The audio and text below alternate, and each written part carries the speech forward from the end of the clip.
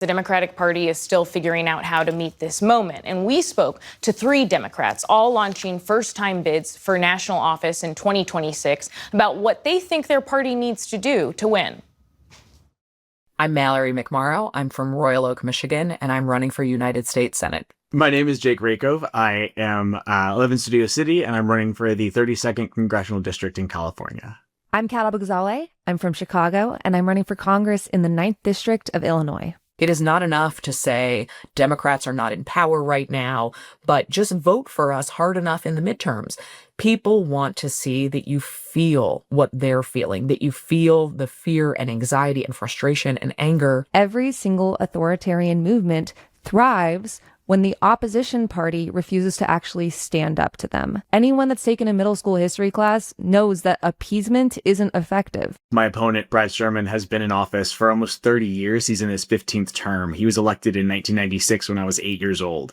I think people who have been in power for that long and have so checked out of the district as he has is why we got Trump twice. And so I'm running against him to bring a new generation to Congress to actually show those people who left our party that we are still a party of progress and still a party that's going to work for them.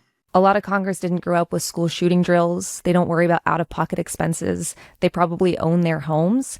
And that's not the case for most of Gen Z. The idea that you can't afford to buy a house, that you don't have job security, that you may not have health care, that you may not be able to afford the things that came easier to our parents is a reality for me. That means that I respond very differently than perhaps some members of my party who have been in office for many more years, who have come up in a very different time. And if the strategy is to stand back, hands off till 2026, and hope enough people get hurt that they'll vote Democrat in the midterms, that's not only morally repugnant, you're banking on people being hurt by this administration, but it's also stupid. Because you're letting Trump dismantle this country. We all knew he was going to be chaotic. He was going to be unstable. He was going to do power grabs. And to see how slowly they were to respond in the first few months, I think upset a lot of our base and a lot of other Democratic voters who looked around and said, what are you doing? Do something. Do anything. This is about approach. Are you somebody who fights or are you somebody who sits back? Are you active or are you passive?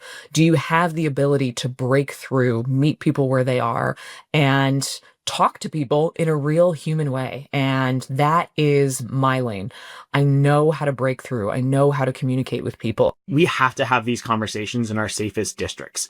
We have to be able to fight amongst ourselves and have this discussion as Democrats where we know we're going to talk to our base and be strongest before we can even go into a swing district and hope of converting people and bringing back in people into the party that left us. Democrats need to stop reacting to Republicans and just get back to basic humanity.